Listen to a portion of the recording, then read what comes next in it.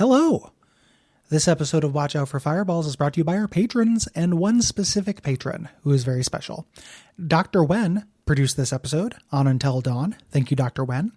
This is also brought to you by our other patrons such as Adam Bunting, Entropic Decay, Skelicopter, Jade Middleton, and Jacob Vassar.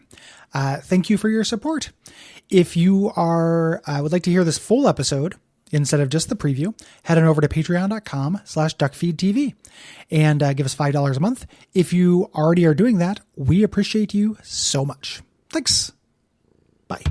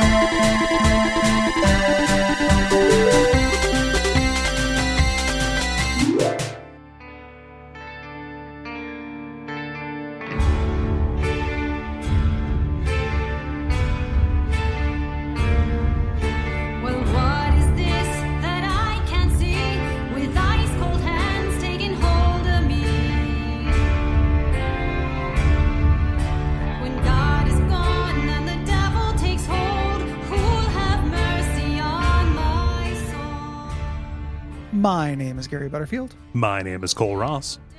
And you're listening to Watch Out for Fireballs. It is a Games Club podcast. And this week we are talking about Until Dawn, which is a cinematic adventure game developed by Supermassive Games and published by Sony for the PS4 in 2015. Yeah. This episode has two things about it that are special. One, executive produced by Dr. Wen. Thank you, Dr. Wen. Thank you, Dr. Wen. Yeah, we've been looking for an excuse to do this for a while. Mm-hmm. And I'm glad we got a chance to. Yeah. This is also our premium episode for March, which means that patrons at the $5 level will get the entire episode. And everyone else will get just through the generality as a preview. If you'd like to hear the whole thing, head on over to patreon.com/DuckFeed.tv. $5 a month gives you all the premium WAFs, including the old ones, as well as Bonfireside Chat and Unfilmable and bonus episodes of our other shows and just all kinds of stuff. Yeah. It's worth doing. Also, just something about this, as we're talking about the structure of the episode, I wrote the notes in such a way that we would keep the generality section spoiler free, Gary, for two reasons. One, I think people should play this game. So the Until Dawn is because then vampires can't go out at night and they're vampires. Right. Yes. So the truth was right in front of you the whole time. They introduced manpires, the manly vampires.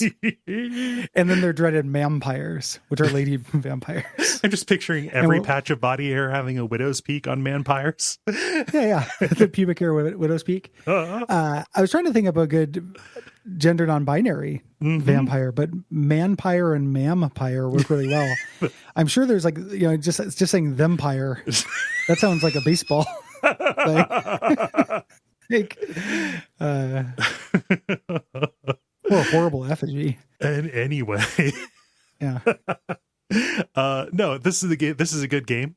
We think you should play it. Also, the part of the fun is the mystery, and part of what this game does really, really well is throw out its red herrings. Yes. So just consider this first part like a sales pitch almost for this game. I'm really glad that you liked it, Gary, because I'd been talking it up for a while, saying that it owns, and it's nice that you're confirming it. Yeah, it's a great game. It's really fun. I didn't play this for the show. I played this just on my own because of that recommendation, and really, really enjoyed it. Also, it's lying about the vampire thing.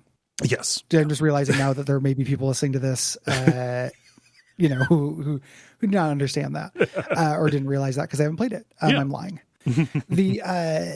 Yeah, I really enjoyed it. As far as games of this type, this is really up there. Yeah, for me. It's also a snack. In terms of play. It's episodic, so it's easy to break down, and even if you don't, it's 7 hours.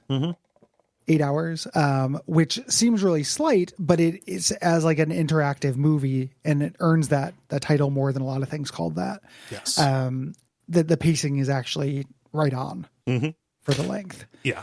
It does the miraculous thing of being a 7-hour interactive movie that doesn't feel tiresome, like watching, half of the Hobbit trilogy in one go, Yes.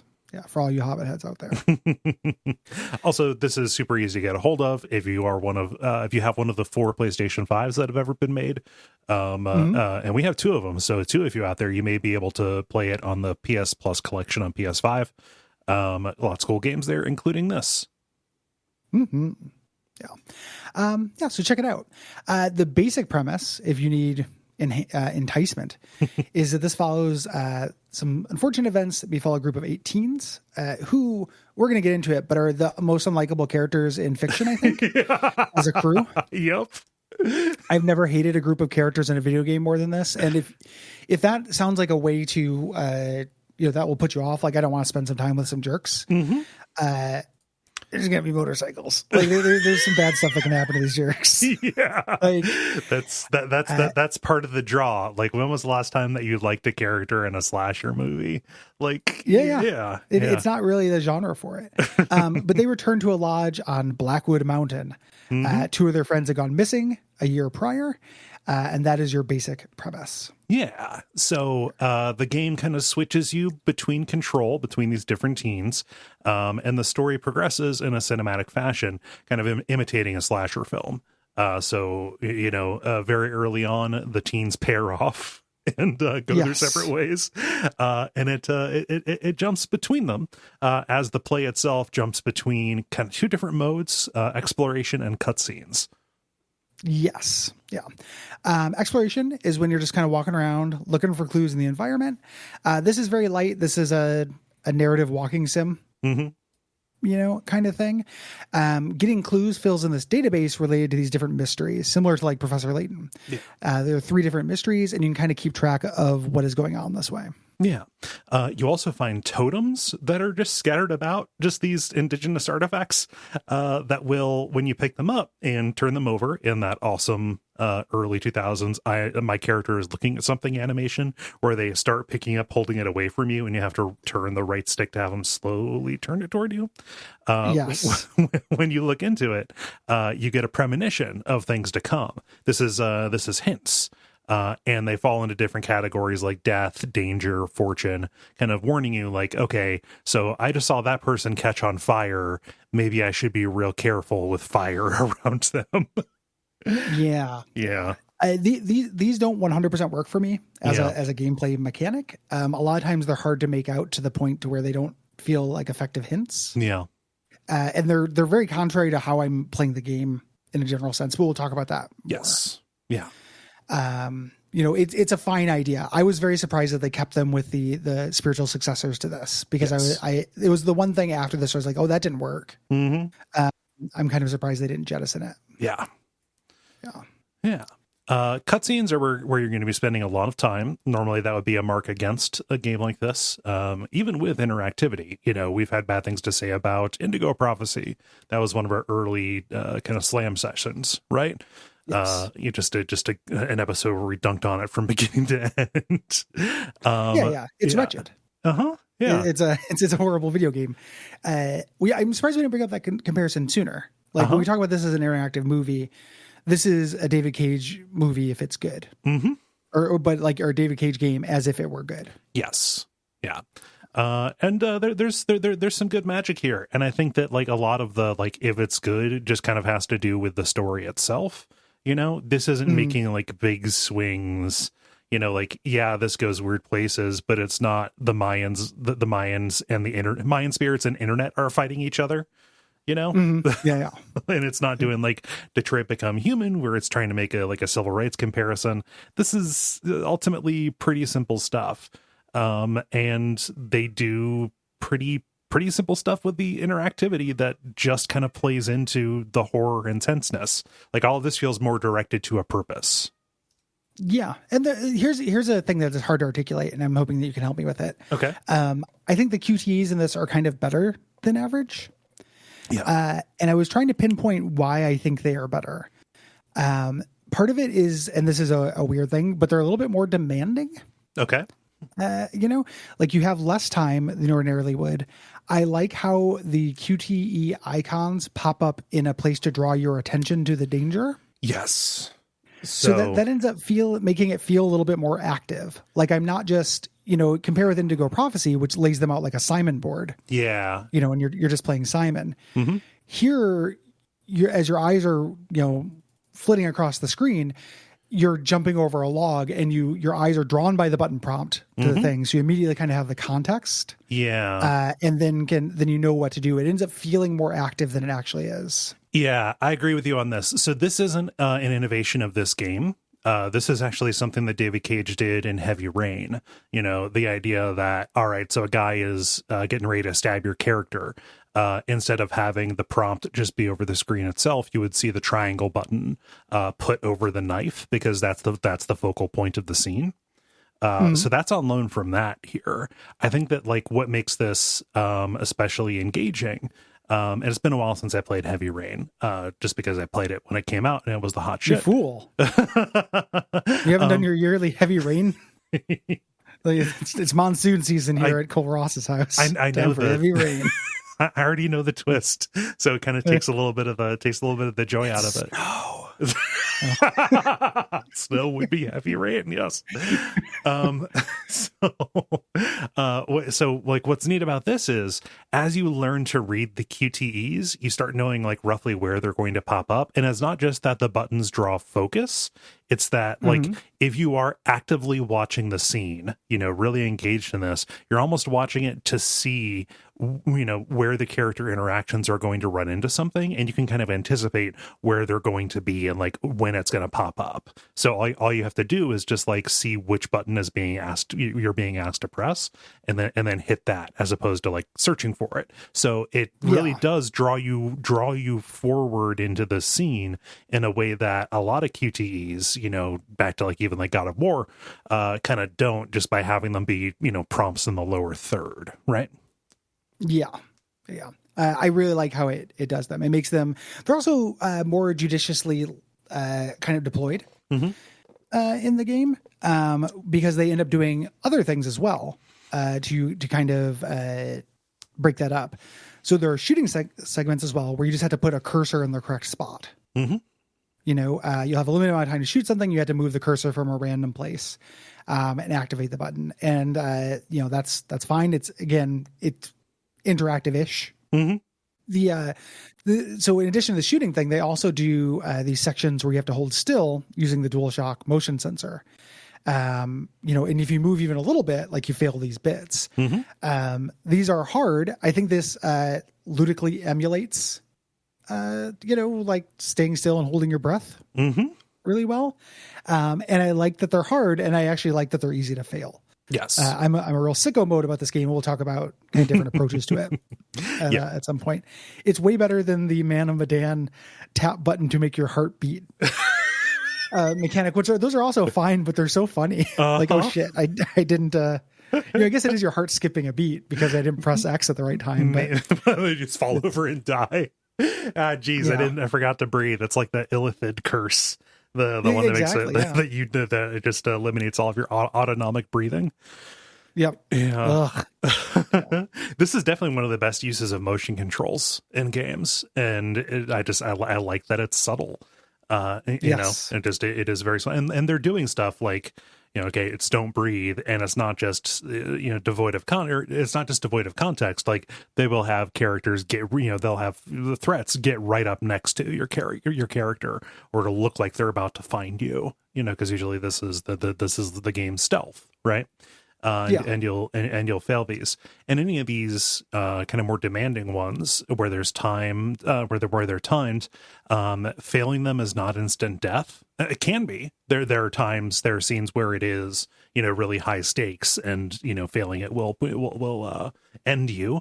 But otherwise, like, they just failing one of them just diverts you onto a rockier path. Right, or it makes it so you don't have as much slack to fail later.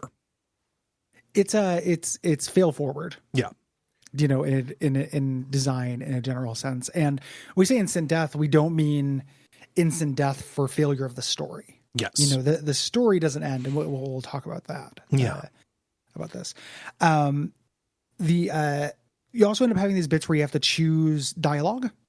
So these are timed in action scenes. Otherwise they're not. You have as much time in the world, which leads to very funny scenes of like Chris Gethard or Lindsay Ellis or any of the weird face devils in this game, just considering like, dismissive, apologetic, and just going, thinking about those two things, looking at the little angel and devil on their shoulder forever. Yep.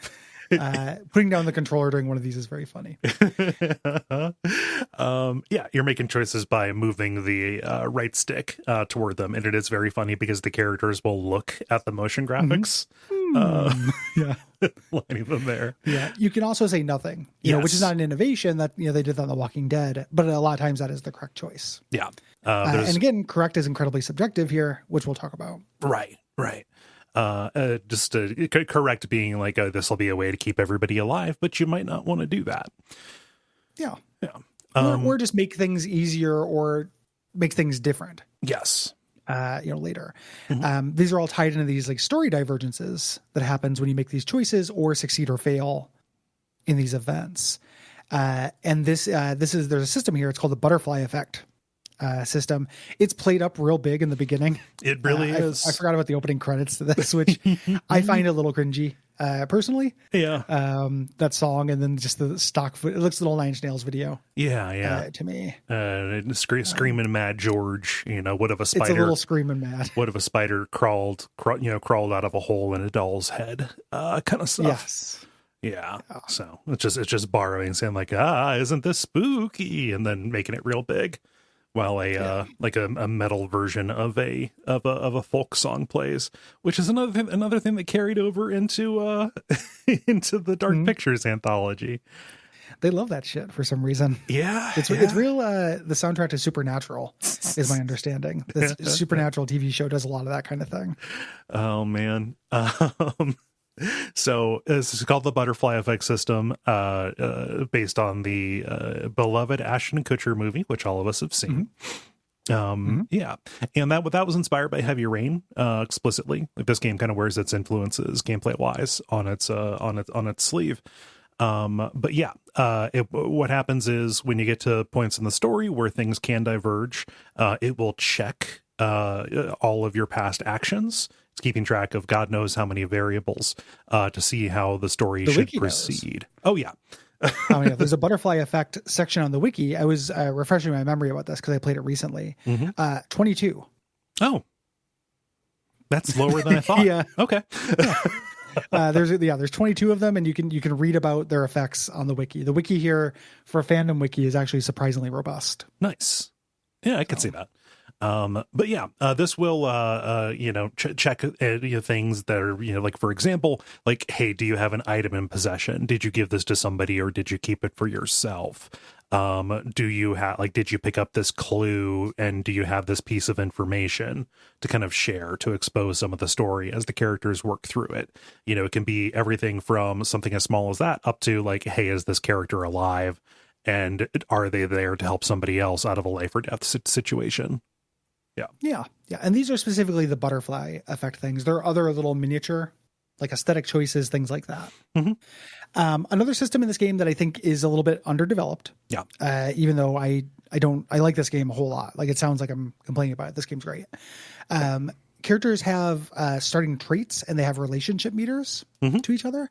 This felt like, to me, a lot like a holdover of maybe an earlier version of this game where that stuff mattered more. It does. Yeah. They get checked sometimes in butterfly effect scenarios where they're going to decide what happens next in the story. They're like, do these two characters like each other, or share information? It's a little bit of a red herring, though. Like, it starts off when you're introduced to the character, you'll be like, this is Ashley. She's artistic, easily scared, imaginative. That stuff, you don't need to be keeping that in the back of your mind, really. No, it's not an effect. It doesn't affect the game. Right. Really. It's pretty weird as a system in the game, and could comfortably be excised and probably be fine. Yeah. And some things they're not even checking, if a person will decide to help you, they're not even checking that relationship. They're taking one specific event. Yes. Like how you acted in a particular situation. Yes. There are people who've like gone and checked to see how different choices affect those meters as they go. Like, okay, how does saying this affect their honesty? And there have been some extrapolations made, like, okay, that person was lying when you said that, even though you felt like you were telling the truth.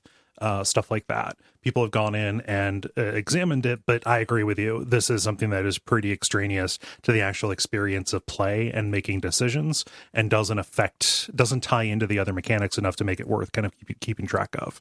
Yes. You get those adjectives at the start when the character is introduced, but that is very quickly superseded by the ways that they interact with the other people, and they fall into the slasher movie archetypes to a certain degree.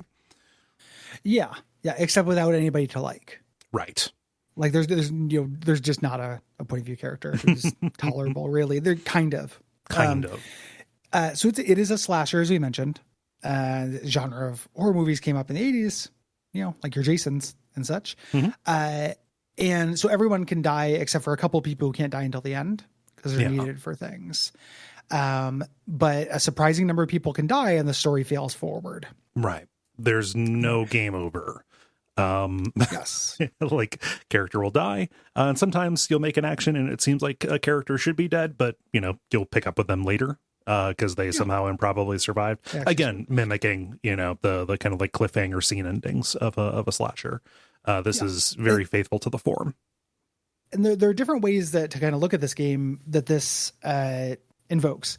So a way to look at this game is to look at this as a puzzle game where you are using the information the game gives me, can I keep everyone alive and make them succeed at it? I reject this for a couple reasons. One being, I think that the signaling is actually pretty inconsistent. Yeah. From the game. They do a lot of those kind of things that feel a little bit like unfair, from a mystery standpoint, like unfair kind of dirty pool. Either things you had no way of being able to know or things that are directly counterintuitive. Yeah. And the game saves after every decision. There's no going back, to me that, and the genre, which is slasher, which if you watch a slasher movie, you're watching it for the kills. Yeah. Just recently we did Unfilmable when we talked about Cabin in the Woods. There's the final girl. She can either die or be traumatized, but everybody has to die. That's the rule. It's a slasher movie. And then the third thing to me is that they made every single character the worst character in video games. It's like if a bunch of Alan Wakes rented a timeshare or something, like Alan Wake House on VH1. We're Alan's Wake. And I'm a writer. I'm a writer. I'm a writer. I'm a writer. You're a writer. I'm a writer. Yeah. The fog crept, like they're all just in like 17-part harmony, like the fog crept in over the bay. It was just, but they all fucking suck. And there were characters I was trying to get killed and wouldn't die. Like that's how unreliable the flagging is for some of this stuff. I was like, oh, let's put the lady who looks exactly like Lindsay Ellis in danger because she's the worst. And she just would not die. She survived. I fucking hated it. At the end, she's, at the end credits, like she's telling her story. And I'm like, why? How did I, trade a Chris Gethard for you? But it's to me, this feels a lot like The Walking Dead. It's doing that choice stuff a little bit better. But the way that I think of The Walking Dead or any of these narrative-based adventure games is there aren't stories that are better or worse than other stories. You're just engaging an expression to tell your version of the story. Yeah. Of it. It is like the movie that is your version of what happens. And when I make choices in Until Dawn, I choose what I think will be the most fun thing to watch more than anything else. I don't care about the investment. I have no avatar connection to any of these characters. I'm just like, get into a fight. Like that sounds fun to watch. You're a messy bee and you live for drama. Yeah. I'm 100% a messy bee. And part of this, I played this we might have a point about this later. It's weirdly a very good co-op game without actually having an explicit co-op system.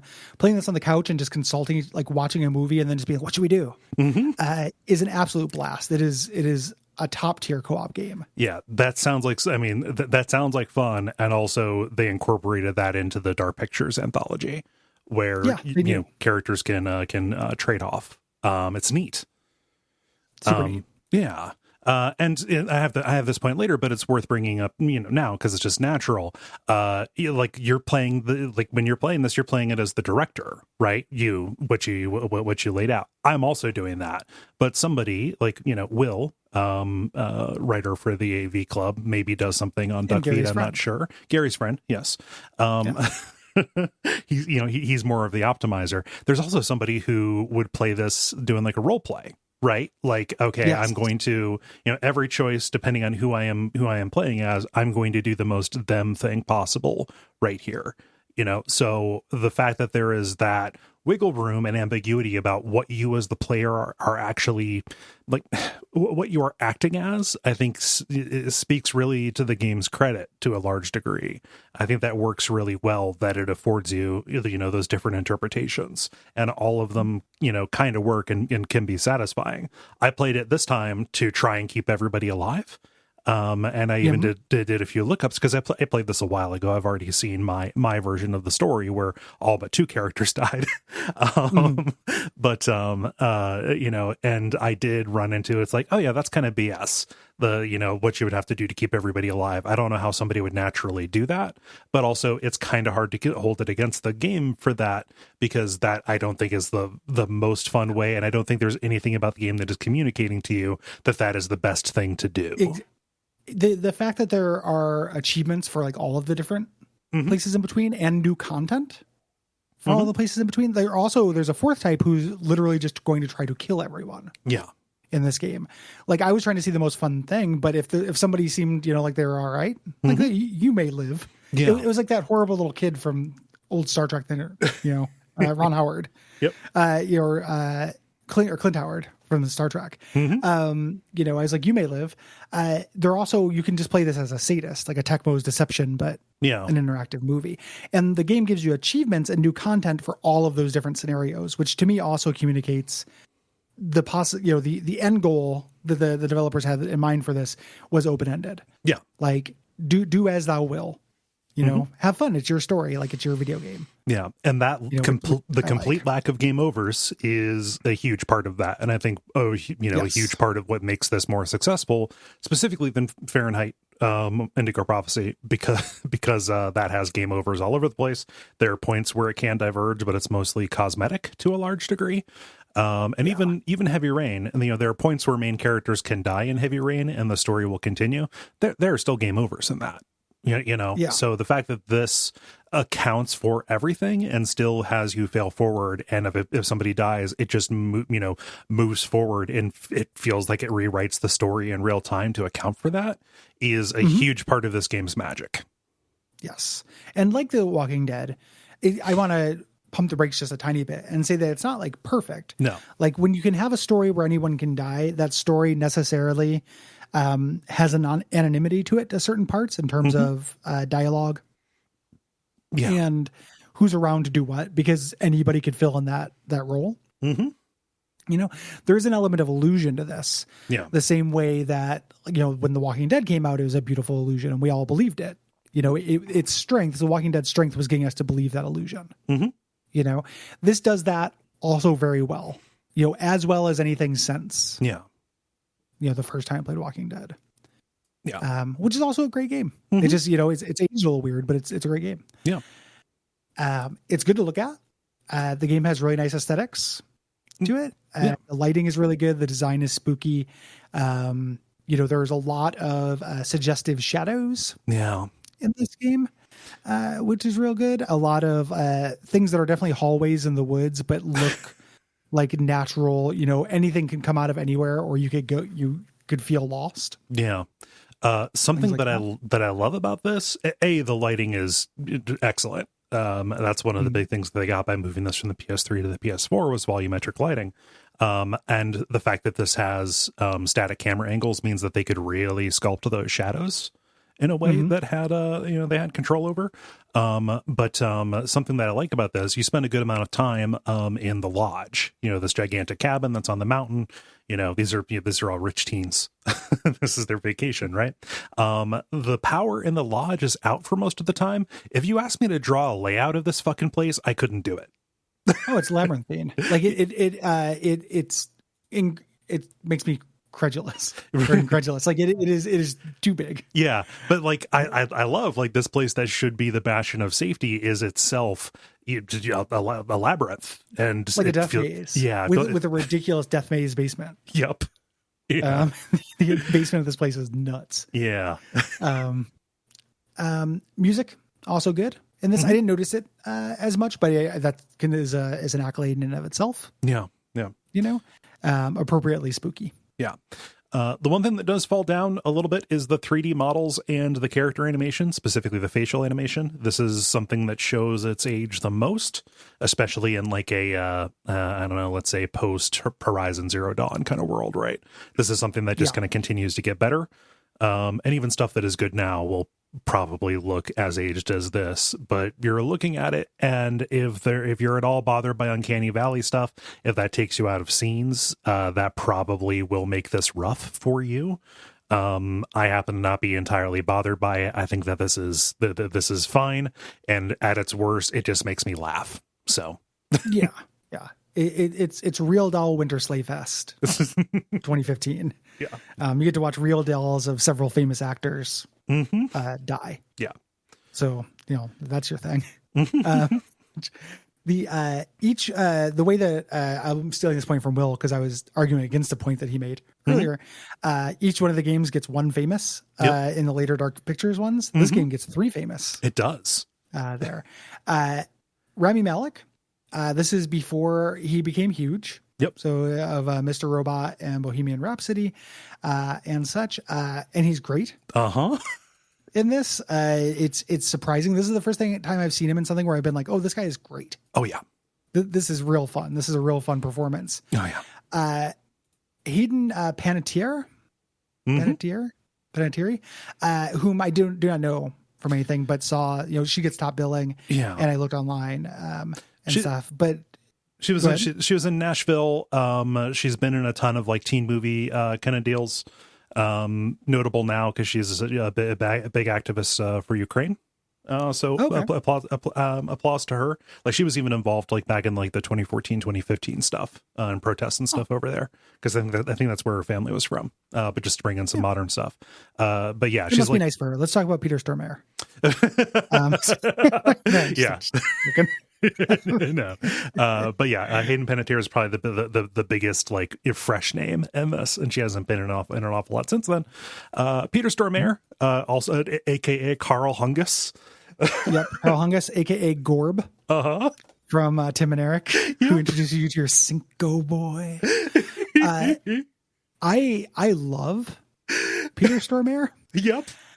And in this, I fucking lose my shit. Oh yeah. Every time he showed up, it's so delicious. It's the weirdest performance. And I alluded to it a bunch. I don't want this whole episode to turn into like, hey, can you name what Peter Stormare's accent's supposed to be? But I can't. It doesn't, it's kind of Southern, but he cuts off the beginning and ends of words intermittently. Yeah. Like he lurches. Like every like, it's like he's did you remember Kid in the Hall, Mr. Heavyfoot? He's like, he talks like Mr. Heavyfoot. Yeah. Walks. It's incredible. These things can't be changed, and like he's just constantly roiling on the inside. Yeah, he does a grand tour of Europe with his accent too, like the Southern kind of edges into a little bit of an Irish. Peter Stormare is a Swedish actor, and you can tell he has an accent. Like he has to be doing something intentional here, just like his facial movements. It feels like it's almost like they just randomize the sliders on a beat. Yes. Yeah, like just if just play a game and freeze frame when Dr. Hill, who is the character he's playing as, like just freeze frame. Okay, pause. What emotion is he conveying here? You couldn't do it.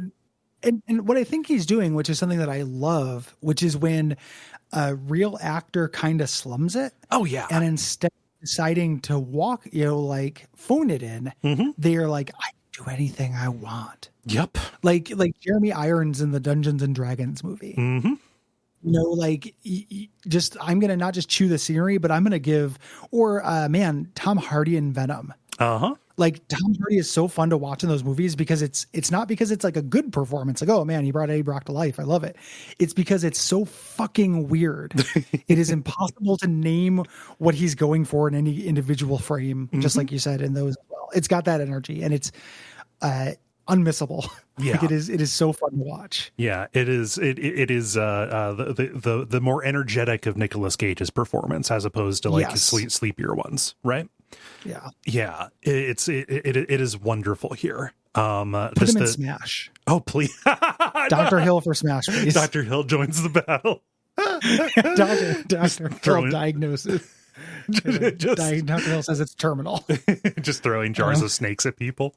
Yeah, just like, Mario, what do you think? And the way that he talks, that he talks through his gritted teeth. This is a reference that nobody will get. But like if you've seen the deposition tapes of Roger Stone, who is clearly unbalanced and like in his probably in some touches of dementia when he loses control of himself, the talking like the talking through closed teeth and like the pulled back sneer on the lips.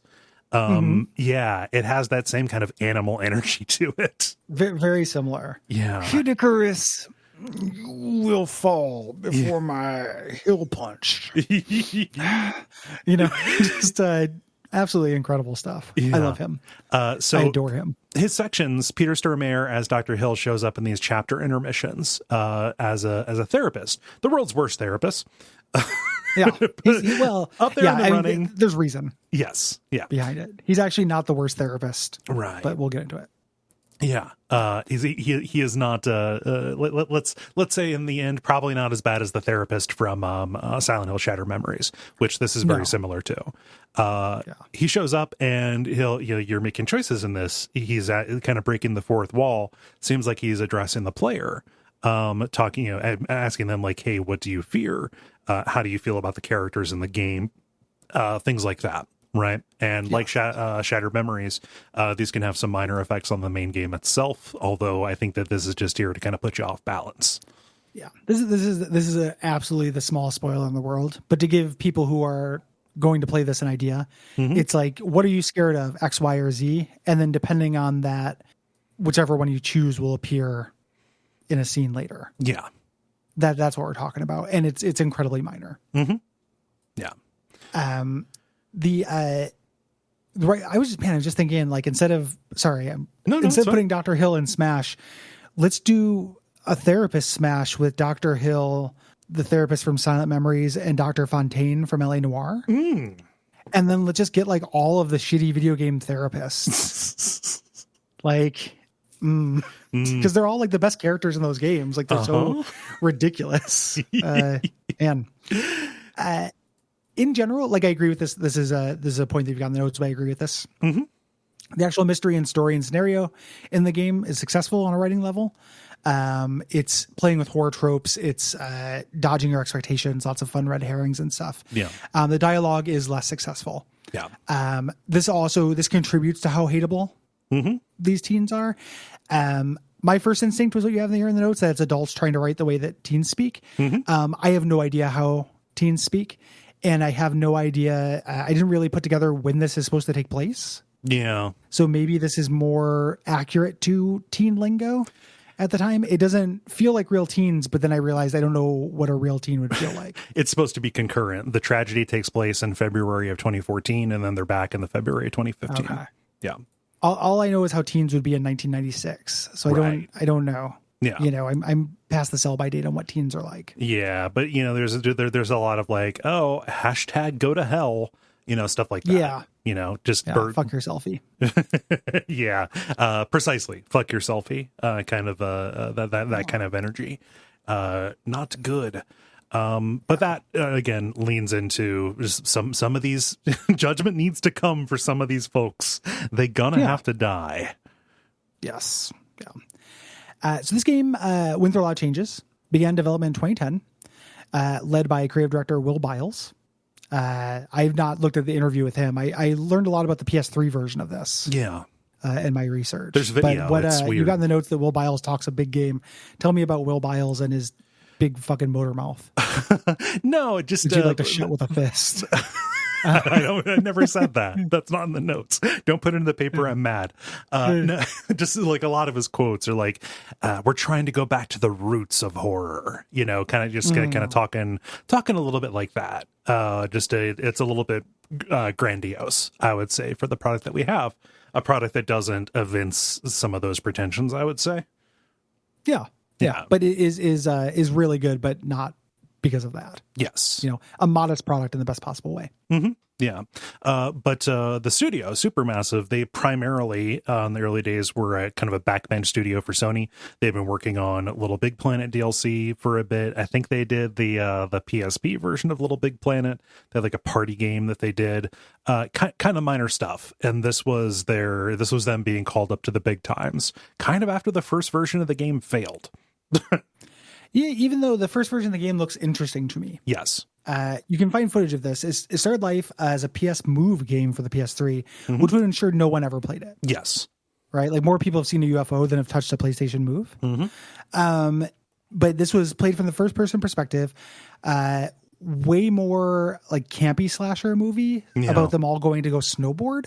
Mm-hmm. So it had a little like Hot Dog the movie. That's exactly what I was going to go to. Yeah. I love Hot Dog the movie. Yeah. I love how Hot Dog the movie is about like a skiing camp, and then Hamburger the movie is about an evil college that makes hamburgers and is full of some of the most offensive jokes I've ever seen in a movie. Is that really is there really a movie called Hamburger the movie? Dude, yeah, look up Hamburger the movie. Okay. It's is it at all related to Hot Dog the movie? Dick Butkus in it. No, it's about a university where they learn to make hamburgers. Like Hamburger. It's basically a movie version of the McDonald's plate. Huh. Where they're all sitting in classroom, except the burgers are not being taught. Oh. The burgers are they're to be consumed. Huh. It's pretty amazing. Yeah. It's gross. There's a part, it's really fat phobic. There's a part where a tour of people called eaters show up on a bus and go into a fast food restaurant. This is a big emergency. Okay. And whenever they move, they play like Baby Elephant Walk music and play the sound effects from a pig pen. It's so blatantly awful. It is. I'm not going to bat for this movie. It's just a weird movie I happen to have seen. Dick Butkus plays a character named Drootin. Yep. Drootin Butkus. You may know me for my amazing throws, but here I am, an actor. Dick Butkus, famously not a quarterback. I don't know what a quarterback is. And more importantly, I don't care. All I care about is that he looks good. Yeah. He tastes good. He reminds me of a quarterback. So, I mean, let me read you some of the names from this. Russell Proko, Mrs. Vunk, Nacho Herb Zyper, Dr. Mole, Fred Domino. It's a really hard to watch movie. Like if you like, you know who's seen it, I bet? Sam Bear. I know there are probably people getting irritated when we just call out specific people in the Slack and stuff.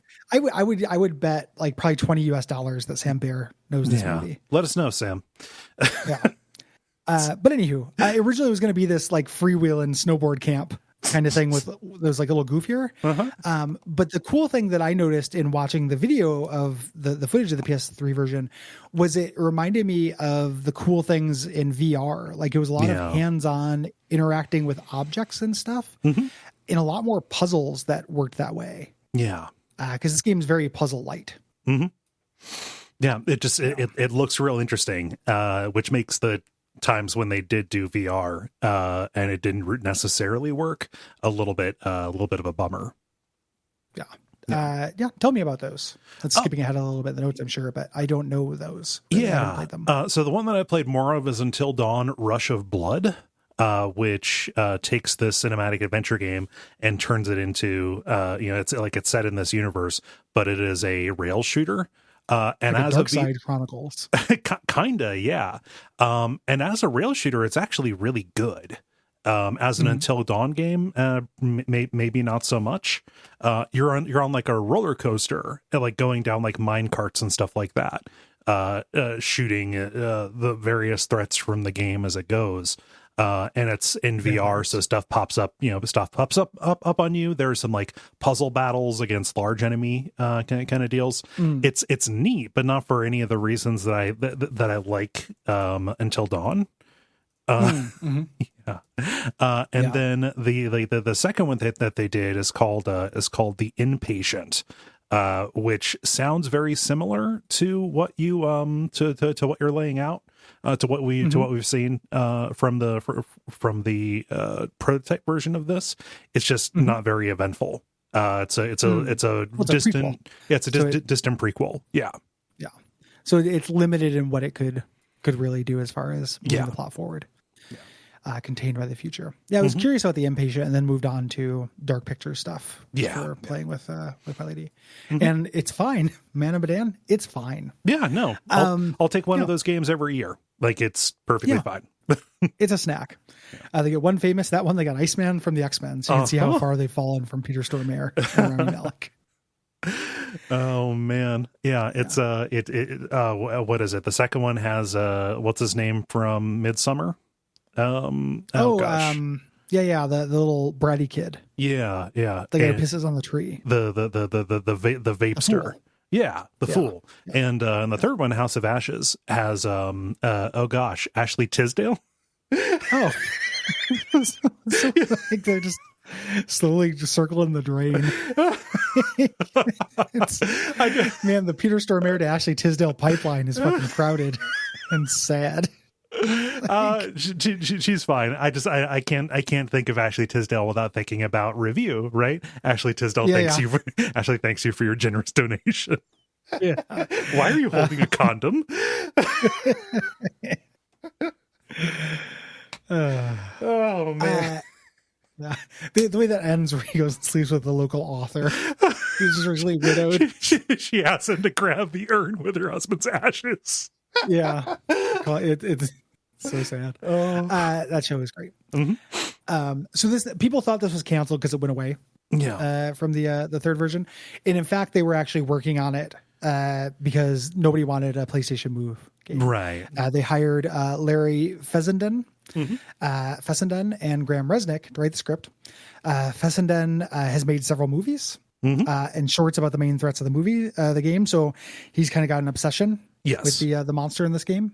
Don't look that up, please, if you want to play this game. But they worked on it as they reworked this for non-move exclusivity. So it took a while. And that was the move to third person. They also did some recasting of all but two roles. They recast everybody except Mike and Chris. God, so many anonymous names in this. I'm not going to keep them straight when we record. Don't have two characters named Mike and Matt, for God's sake. Yeah, there's literally no. It took me so long. Like I got Ashley and Sam and Chris and Josh, and those are the ones who I definitely know. Yeah. Everyone else is just kind of, it's that teen. Also, as part of this reworking, Sony gave them the green light to make the game bigger and kind of act as a showpiece for the PS4. It remains exclusive to Sony systems as of right now, and that's how we got the game we got.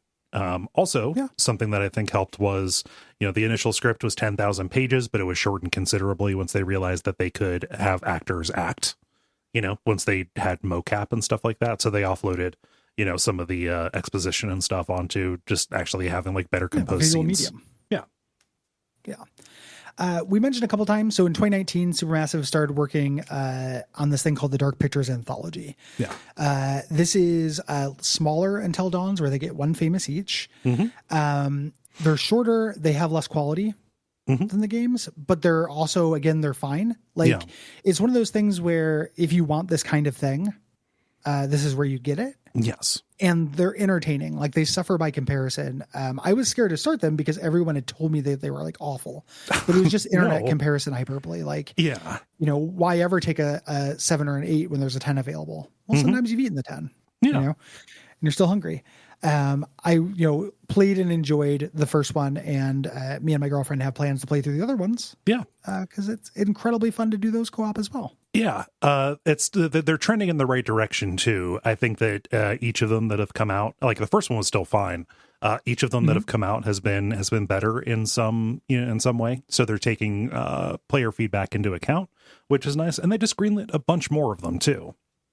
So it's not just going to be the 3. There's one that's currently in development, and they're coming out yearly, which I think is enough time between these to like build up an appetite for this again.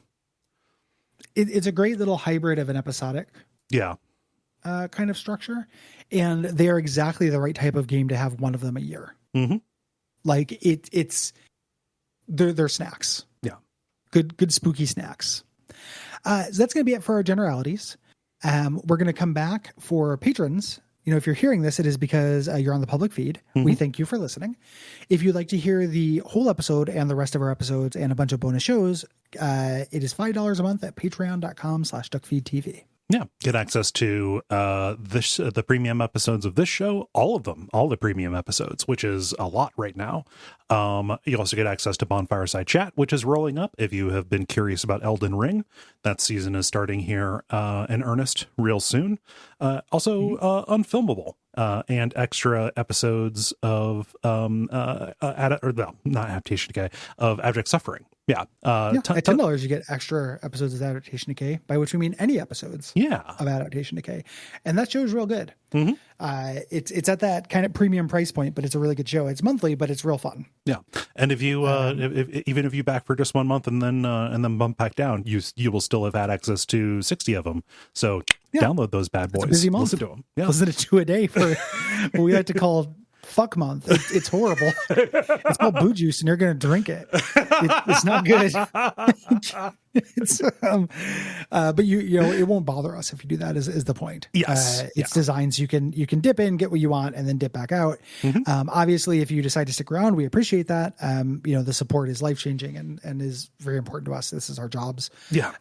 But it's we understand that money means different things to different people. Yeah. It is too late to write in about Until Dawn or any of the games from March. We're going to be reading responses to those games in the Dispatch episode next week, but you do have plenty of time to write in about April's games, which are The Shrouded Isle. We're doing a special about Chuck E. Cheese. So if you have any memories of the Chuck E. Cheese fun centers and restaurants, please go ahead and write those in. And then the premium show is pizza. or any kind of like animatronic weirdo arcade that you had in your town. If you had a local ripoff that closed because somebody got decapitated, please write in. 100%. Yeah. And then the premium episode is going to be Deathloop, Arcane's most recent outing. The deadline for that is April the 15th. Please write in at Duckfeed.tv/contact. If you have thoughts about multiple games or topics, please separate them. Put in separate responses. Yeah, we would really appreciate that. And take care. We'll see you next week with the Dispatch. Thanks.